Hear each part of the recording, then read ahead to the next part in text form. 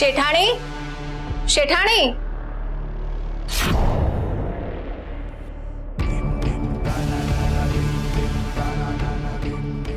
પૂજ્યશ્રી, શું વાત છે! સાક્ષાત દેવદર્શન. અમે તમારી પૂજા કરવા આવ્યા છીએ.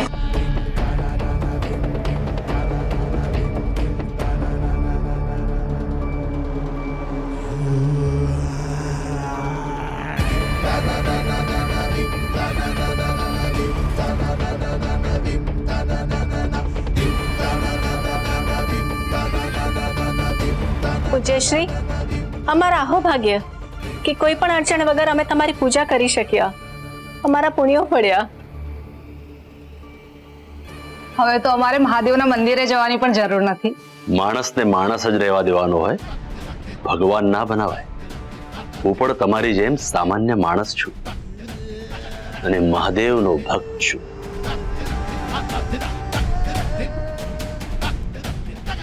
શિવ એ જ સત્ય છે. પૂજ્યશ્રી, એ જ તો તમારી મોટાઈ છે. તમે ગામના માટે ગમે તેટલું કરો, પણ એનો શ્રેય ક્યારેય નથી લેતા. શેઠાણીજી ક્યાં છે? આજે અમારે એમની સાથે મંદિર જવાનું હતું.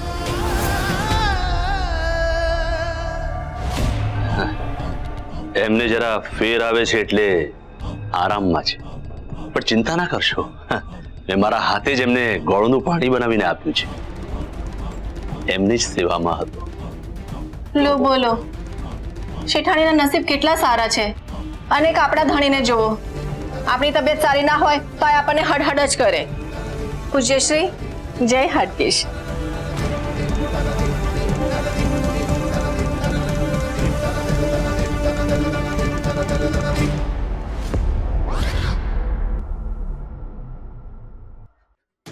પૂજ્યશ્રી, નરસિંહ હજી જૂની ડેલી ખાલી નથી કરી.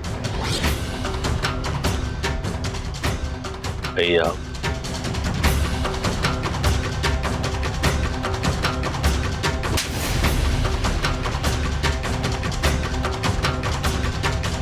પહેલા નરસિંહને ડેલીએથી બહાર કાઢવો જોઈતો હતો, પછી એ ખબર આપવા આવવું જોઈતું હતું કે પૂજ્યશ્રી નરસિંહને ડેલીમાંથી ધક્કા મારી મારીને કાઢી મૂક્યો છે. તો તને આ પુરસ્કાર ના મળ્યો. નરસિંહ જુનાગઢમાં ના રહેવો જોઈએ, સમજ્યો?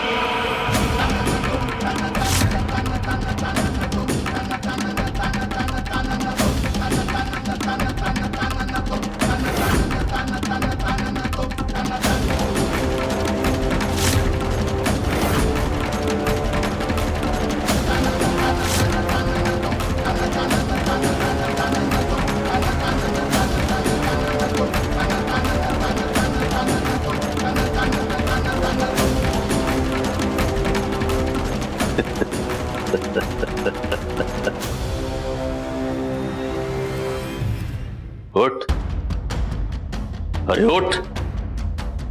नाटक नहीं माने आ, नहीं माने. હવે તું જ મનાવ.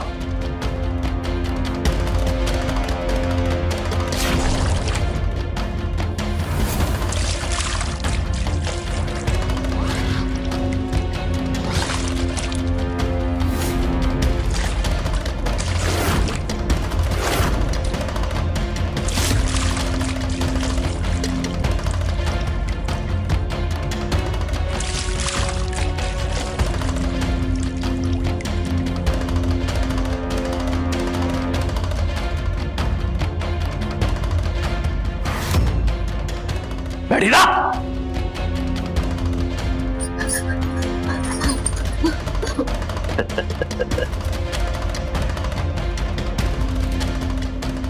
નાટક પૂરું.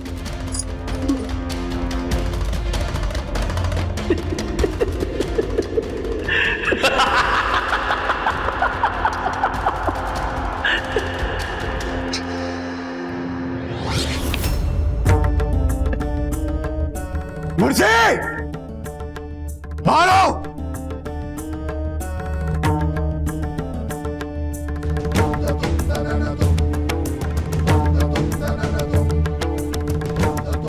શું થયું ભાઈ?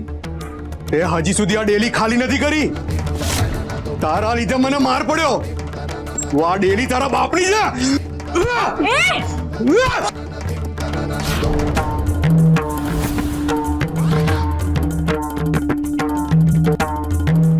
માણેક,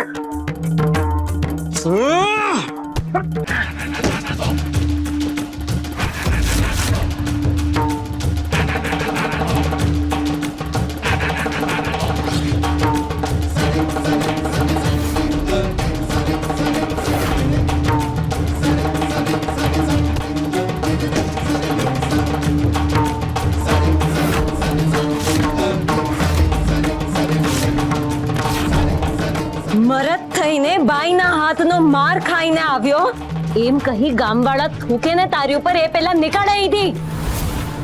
નહીં તો તારું આ મરદપણું અકબર નહીં રહે. ચાલ નીકળ.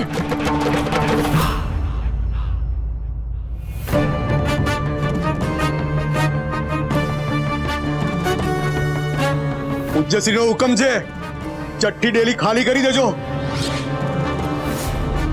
નહીં તો ભાઈ પણ નહીં રહે અને બાઈ પણ નહીં રહે.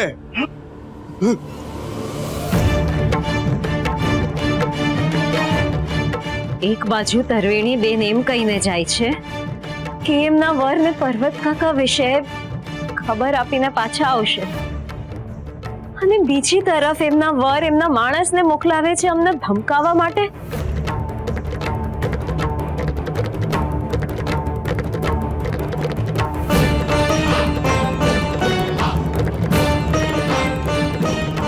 તમને વાગ્યું તો નથી ને? ના, બહુ નહીં. માણેક, તમે હજી પણ એવા ને એવા જ છો. તળાજા યાદ આવી ગયું. પરિસ્થિતિ બદલાય, સ્વભાવ થોડો બદલાય. તમને જો કોઈ આંગળી અડાડે ને તો એને અહીંયા ને અહીંયા ચીરી નાખવું એટલી તાકાત છે મારામાં. ચાલો હવે, વાત વધે એની પહેલા અહીંથી નીકળી જઈએ. ચાલો.